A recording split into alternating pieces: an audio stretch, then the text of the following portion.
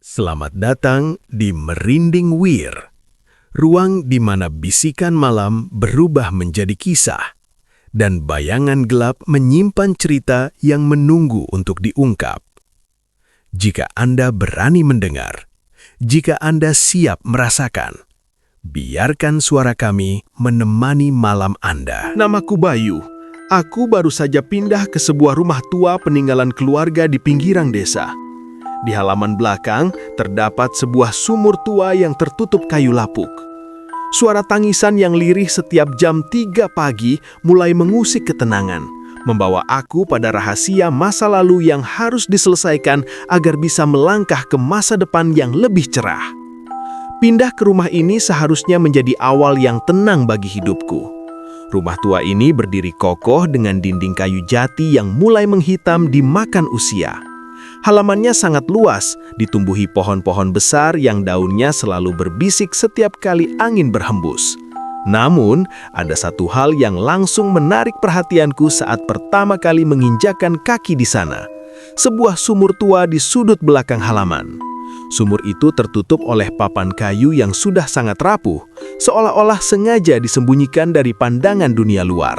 Malam pertama terasa sangat sunyi. Udara di dalam rumah terasa lebih dingin dibandingkan di luar, meskipun semua jendela sudah kututup rapat. Aku mencoba memejamkan mata, namun telingaku menangkap suara yang asing. Bukan suara jangkrik atau gesekan dahan pohon, melainkan suara air yang beriak pelan dari arah belakang rumah. Rasa penasaran mulai muncul, namun kelelahan lebih mendominasi tubuhku. Aku memaksa diriku untuk tetap di tempat tidur, mencoba mengabaikan perasaan bahwa ada sesuatu yang sedang memperhatikanku dari balik kegelapan lorong rumah. Tepat pukul 3 pagi, aku terbangun karena suara yang tidak mungkin salah lagi. Itu adalah suara tangisan. Sangat pelan, halus, namun terasa begitu pedih di telinga. Suara itu berasal dari halaman belakang, tepat di lokasi sumur tua itu berada. Aku bangkit dari tempat tidur dan berjalan perlahan menuju jendela dapur. Melalui kaca yang sedikit berdebu, aku melihat kabut putih tipis menyelimuti area sumur. Papan kayu penutup sumur itu tampak bergetar pelan, seolah-olah ada sesuatu di bawah sana yang ingin keluar. Rasa takut mulai menjalar di tengkukku. Namun ada semacam tarikan yang aneh. Aku merasa sumur itu tidak ingin menyakitiku. Ia hanya ingin didengar. Cahaya bulan yang masuk melalui sela-sela pepohonan memberikan bayangan panjang yang bergerak-gerak di atas tanah. Aku segera kembali ke kamar dan menutupi seluruh tubuhku dengan selimut. Malam itu, aku menyadari bahwa rumah ini tidak sesunyi yang aku bayangkan. Ada memori yang terkunci di dalam sumur itu. Dan entah mengapa, akulah yang terpilih untuk membukanya. Pagi harinya, suasana rumah terasa jauh lebih hangat karena sinar matahari menembus celah-celah jendela kayu. Namun, ingatan tentang suara tangisan semalam tetap membekas di benakku. Aku memutuskan untuk memeriksa sumur tua itu dengan lebih teliti. Langkah kakiku terasa berat saat menginjak rumput yang masih basah oleh embun. Sesampainya di depan sumur, aku melihat papan kayu penutupnya. Ada sesuatu yang aneh. Papan itu tampak bergeser sedikit, seolah-olah ada yang mencoba membukanya dari dalam. Aku mencoba menggeser papan itu lebih lebar. Aroma tanah basah dan lumut yang sangat kuat langsung menusuk hidungku. Sumur itu sangat dalam, airnya jernih, namun permukaannya tampak diam mematung, seperti cermin yang memantulkan langit biru di atas sana. Tidak ada yang aneh secara fisik, namun bulu kudukku meremang saat aku melihat pantulan diriku sendiri di permukaan air. Di samping bayanganku, seolah ada bayangan lain yang berdiri tepat di belakangku. Meski saat aku menoleh, tidak ada siapa-siapa di sana kecuali pepohonan yang diam.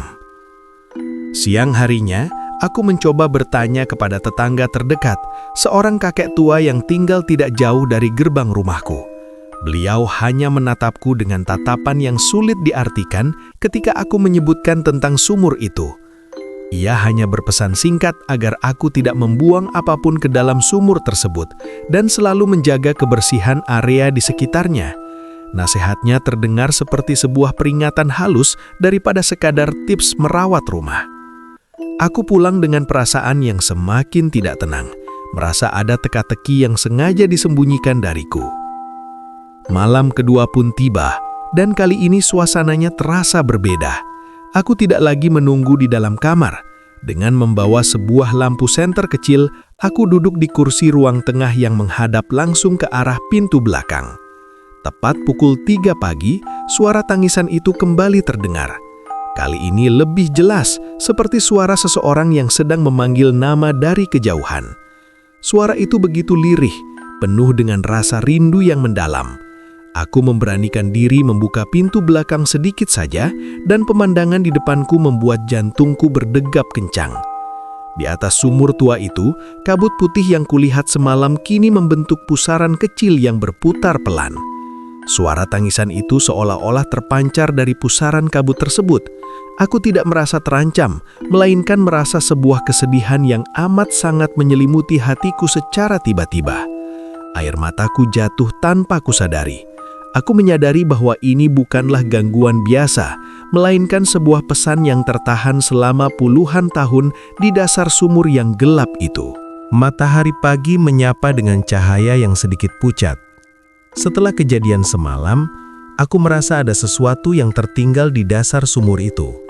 Sesuatu yang menjadi sumber dari kesedihan yang kurasakan. Dengan rasa penasaran yang mengalahkan rasa takut, aku mengambil sebuah galah panjang yang kutemukan di gudang samping. Aku berjalan menuju sumur. Jantungku berdegup kencang saat ujung galah menyentuh permukaan air yang dingin. Aku mencoba meraba-raba dasar sumur, berharap menemukan jawaban atas tangisan misterius itu. Setelah beberapa menit mencoba, ujung galahku menyentuh sesuatu yang keras namun terasa berbeda dari batu. Aku mengaitkannya dengan hati-hati dan menariknya ke atas. Sebuah kotak kayu kecil berukuran telapak tangan, terbungkus kain tebal yang sudah menghitam karena air dan lumpur, muncul ke permukaan. Tanganku gemetar saat memegang kotak itu. Meskipun sudah terendam sangat lama, kotak itu masih terasa kokoh. Aku membawanya ke teras belakang dan mulai membersihkannya dengan kain kering secara perlahan. Di dalam kotak itu, aku menemukan sebuah kalung perak tua dengan liontin berbentuk bunga melati dan sebuah gulungan kertas yang diletakkan di dalam botol kaca kecil agar tidak basah. Kertas itu berisi tulisan tangan yang sangat rapi, namun tintanya sudah sedikit memudar. Tulisan itu bercerita tentang sebuah janji yang belum sempat ditepati oleh seseorang bernama Sari kepada ibunya. Sari harus pergi merantau dan berjanji akan kembali saat musim panen tiba, namun ia tidak pernah sampai ke rumah ini lagi. Malam itu, aku meletakkan kalung tersebut di atas meja samping tempat tidurku. Suasana rumah terasa lebih tenang dari biasanya, seolah-olah penghuni rumah ini menghargai usahaku mencari tahu tentang mereka. Namun tepat pukul 3 pagi, bukan suara tangisan yang kudengar, melainkan suara langkah kaki halus di lorong menuju kamarku. Langkah itu berhenti tepat di depan pintuku. Aku menahan nafas, tidak berani bergerak sedikit pun. Pintu kamarku tidak terbuka, namun aku merasakan kehadiran seseorang yang berdiri di sana, menatap ke arah liontin melati itu. Aku menyadari bahwa liontin ini adalah kunci. Tangisan dari sumur tua itu bukan karena marah, melainkan karena rindu yang tidak tersampaikan. Sari atau ibunya, salah satu dari mereka masih terikat pada ruah ini karena janji yang terputus. Aku harus mencari tahu siapa sebenarnya Sari dan apa yang terjadi padanya, agar kedamaian benar-benar bisa kembali ke rumah ini. Aku pun mulai merencanakan untuk mencari informasi lebih dalam di arsip desa atau bertanya kembali pada kakek tua itu esok hari. Di sini, aku mulai menggali sejarah desa dan menemukan kaitan antara benda yang ditemukan dengan peristiwa masa lalu yang terkubur. Pagi itu, aku tidak menunggu lama. Dengan liontin melati di saku, aku kembali menemui kakek tua yang tinggal di dekat gerbang. Namanya Pak Darmo. Beliau sedang menyesap kopi hitam saat aku menyodorkan liontin itu di atas meja bambunya. Mata Pak Darmo yang awalnya sayu tiba-tiba membelalak. Tangannya yang gemetar menyentuh ukiran bunga melati itu dengan penuh hormat. Beliau menghela napas panjang, sebuah hembusan napas yang syarat dengan beban masa lalu yang berat. "Ini milik Sari," bisik Pak Darmo lirih. Beliau kemudian bercerita bahwa puluhan tahun lalu, Sari adalah kembang desa yang sangat berbakti pada ibunya. Ibu Sari sakit keras, dan Sari memutuskan pergi ke kota untuk mencari pengobatan. Sebelum berangkat, ia menjatuhkan liontin ini ke dalam sumur sebagai simbol janji bahwa ia akan kembali sebelum air sumur itu surut di musim kemarau. Namun, kabar terakhir yang diterima warga adalah kendaraan yang ditumpangi Sari mengalami kecelakaan di lereng gunung dan jasadnya tidak pernah ditemukan. Ibu Sari terus menunggu di tepi sumur itu setiap malam pukul 3 pagi, waktu di mana Sari biasanya pulang dari pasar saat ia masih kecil. Sang ibu meninggal dalam kesedihan yang mendalam, tetap meyakini bahwa putrinya akan kembali. Sejak saat itu, rumah tersebut dikosongkan karena warga sering mendengar suara tangisan dari arah sumur. Aku terdiam mendengar cerita itu. Ternyata, tangisan yang kudengar bukanlah suara Sari, melainkan suara kerinduan sang ibu yang jiwanya masih tertandap di sumur tersebut, menanti kembalinya sang putri. Malam itu, suasana di halaman belakang terasa lebih berat. Aku membawa liontin itu ke tepi sumur. Kabut malam ini terasa lebih dingin dan tebal dari biasanya. Aku tidak merasa takut lagi, melainkan merasa iba yang sangat mendalam. Aku meletakkan liontin itu di atas papan kayu penutup sumur. "Sari sudah tenang, Bu," bisikku pelan ke arah lubang sumur yang gelap. "Dia tidak pernah melupakan janjinya, hanya takdir yang memisahkan kalian." Seketika, angin kencang berhembus mengelilingi sumur, menerbangkan daun-daun kering di sekitarnya. Suara tangisan yang biasanya lirih, kini berubah menjadi isakan yang panjang, lalu perlahan memudar menjadi suara desiran angin yang tenang. Namun saat aku hendak kembali ke dalam rumah, aku melihat sesuatu yang aneh di permukaan air sumur. Cahaya bulan memantul sedemikian rupa hingga membentuk siluet dua orang yang sedang berpegangan tangan di dasar air. Bayangan itu hanya muncul sesaat sebelum permukaan air kembali tenang dan sunyi. Meskipun suara tangisan sudah mulai mereda, suasana di dalam rumah tua ini belum sepenuhnya tenang. Aku merasa ada sesuatu yang masih mengganjal.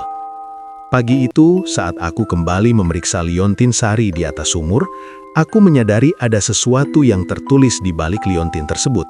Sebuah nama kecil, Anisha. Aku teringat cerita Pak Darmo semalam. Anisha adalah nama Ibu Sari. Nama itu terukir sangat halus, hampir tidak terlihat jika tidak terkena pantulan sinar matahari yang tepat. Aku memutuskan untuk membersihkan area sekitar sumur yang selama ini terbengkalai.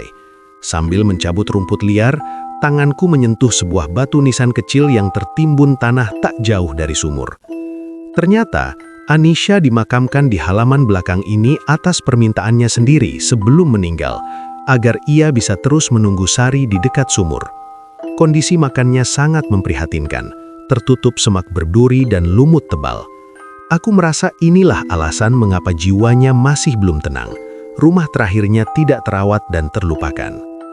Sore harinya, aku mulai merapikan makam tersebut. Aku menyikat batunya dengan air bersih dari sumur dan menanam beberapa bunga melati di sekelilingnya. Saat aku sedang bekerja, udara di sekitarku tiba-tiba terasa sangat harum bunga melati. Padahal bunga yang kutanam belum mekar.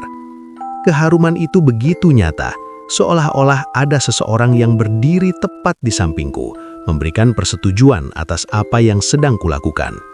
Aku tersenyum tipis, merasa bahwa komunikasi antara aku dan penghuni rumah ini mulai membaik. Malam harinya, aku kembali ke kamar dengan perasaan yang lebih lega. Namun saat jam menunjukkan pukul 3 pagi, aku mendengar suara nyanyian pengantar tidur yang sangat merdu dari arah halaman belakang. Suara itu bukan lagi tangisan, melainkan senandung lembut yang menenangkan. Aku memberanikan diri keluar tanpa membawa lampu senter, hanya mengandalkan cahaya bulan yang terang.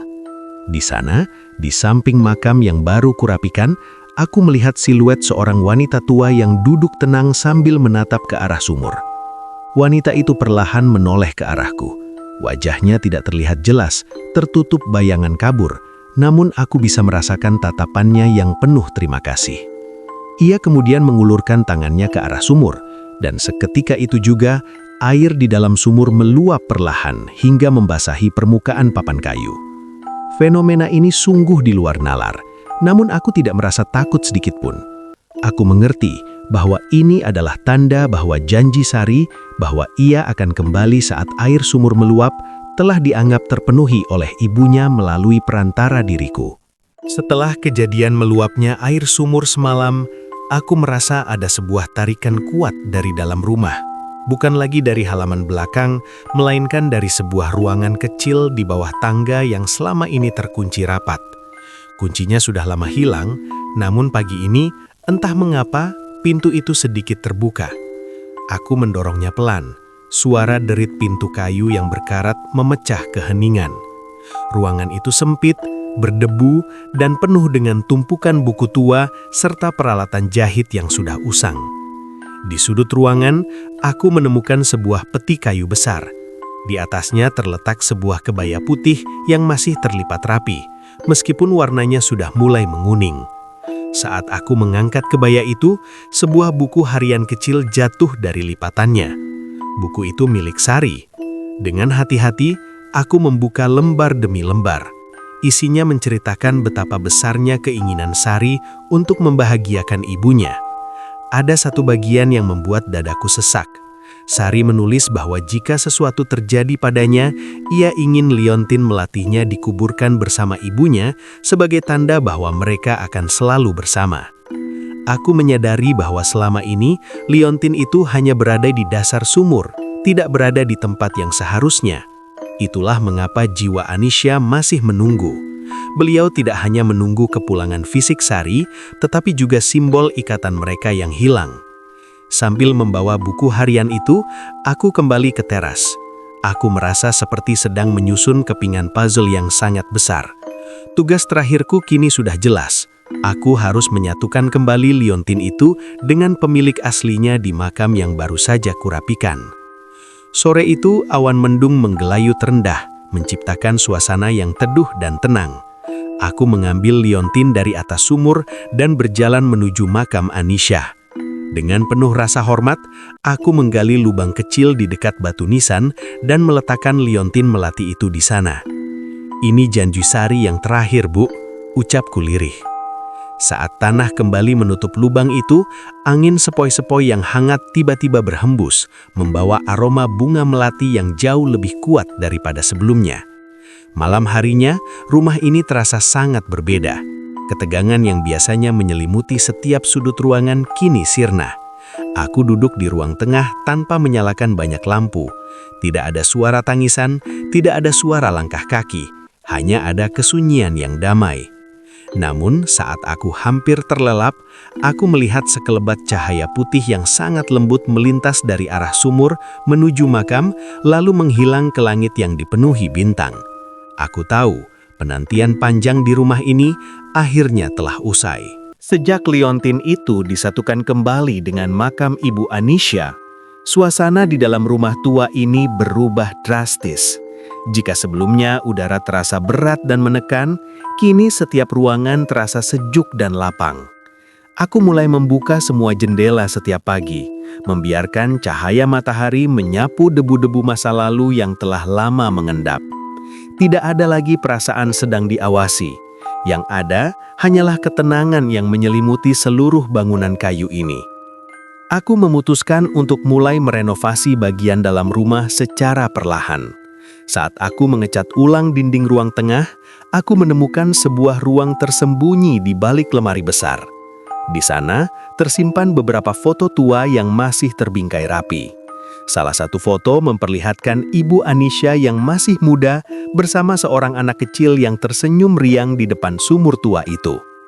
Wajah mereka begitu tenang, sebuah potret kebahagiaan yang sempat terhenti oleh waktu. Aku memajang foto itu di atas meja, sebagai bentuk penghormatan bagi mereka yang pernah menyebut tempat ini sebagai rumah. Malam harinya, aku tidur dengan sangat nyenyak tanpa gangguan sedikit pun. Namun, sekitar pukul 3 pagi, aku terjaga bukan karena rasa takut, melainkan karena mendengar suara tawa kecil seorang anak di kejauhan. Aku bangun dan berjalan ke arah halaman belakang. Di sana, aku melihat pemandangan yang tak akan pernah kulupakan. Area sekitar sumur tidak lagi tampak menyeramkan. Kabut yang menyelimutinya kini berwarna keemasan di bawah cahaya bulan. Sumur itu tampak tenang, seolah-olah ia telah kembali menjadi sumber kehidupan, bukan lagi sumber kesedihan. Aku duduk di bangku kayu di bawah pohon besar, menikmati angin malam yang tidak lagi terasa dingin. Aku menyadari bahwa perjalananku di rumah ini bukan sekedar tentang tinggal di tempat baru, tapi tentang belajar menghargai janji dan melepaskan masa lalu dengan cara yang baik. Aku berbicara dalam hati, mengucapkan selamat tinggal kepada kesedihan yang selama ini menghuni sumur itu. Saat fajar mulai menyingsing di ufuk timur, aku merasa seolah-olah seluruh beban yang kupikul selama ini ikut menguap bersama kabut pagi.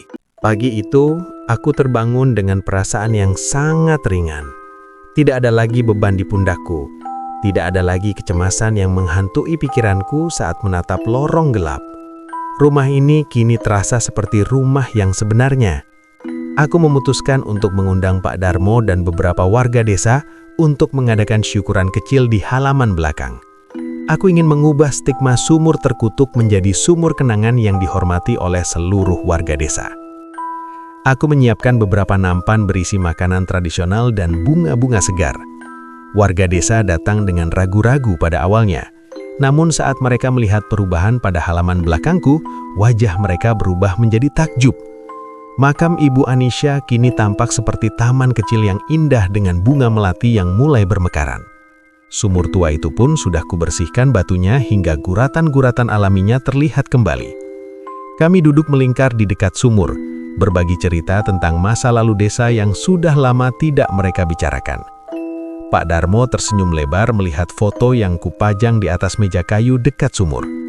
Beliau bercerita bahwa dahulu, sumur ini adalah jantung dari kehidupan warga sekitar, sebelum akhirnya ditinggalkan karena rasa takut yang tidak beralasan. Sore itu udara terasa sangat sejuk. Tidak ada lagi hawa mistis yang mencekam, yang ada hanyalah tawa dan obrolan hangat antar tetangga. Aku merasa telah berhasil mengembalikan martabat keluarga Sari dan Ibu Anisha di mata orang-orang yang mengenalnya. Saat matahari mulai terbenam dan warga mulai pamit pulang, Pak Darmo menjabat tanganku erat. Beliau berbisik bahwa aku telah melakukan sesuatu yang tidak berani dilakukan oleh siapapun selama puluhan tahun, memberikan kedamaian bagi jiwa yang rindu. Aku berdiri sendirian di halaman saat senja tiba, menatap permukaan air sumur yang kini tampak tenang dan berkilau. Untuk pertama kalinya, aku tidak melihat bayangan hitam atau kabut putih. Aku hanya melihat pantulan diriku yang sedang tersenyum puas. Malam itu adalah malam paling sunyi yang pernah kurasakan, namun dalam arti yang paling positif. Aku tertidur lelap tanpa terbangun tepat pukul 3 pagi. Jam dinding terus berdetak, namun tidak ada lagi suara tangisan yang menyahutinya. Aku menyadari bahwa tugas mistis yang diberikan kepadaku telah selesai sepenuhnya. Besok adalah hari di mana aku akan mulai menata hidupku yang baru di tempat yang kini sudah bersih dari segala duka masa lalu. Selamat datang di Merinding Wir. Terima kasih sudah berani mampir di ruang ini. Tempat di mana batas antara yang terlihat dan yang tak kasat mata menjadi sangat tipis.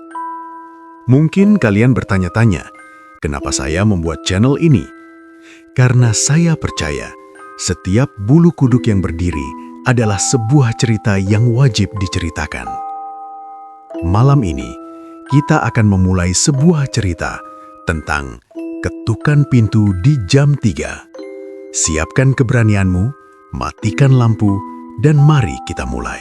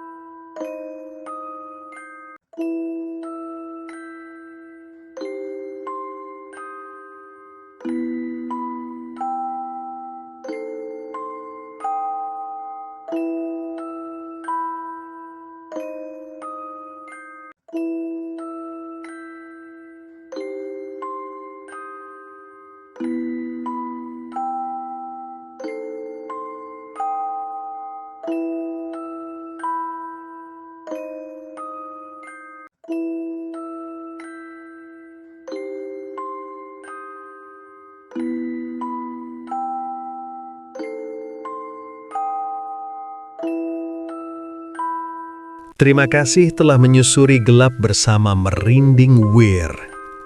Jika kisah malam ini masih terngiang dan bayangannya belum sepenuhnya pergi, itu artinya cerita kami telah menemukan tempatnya.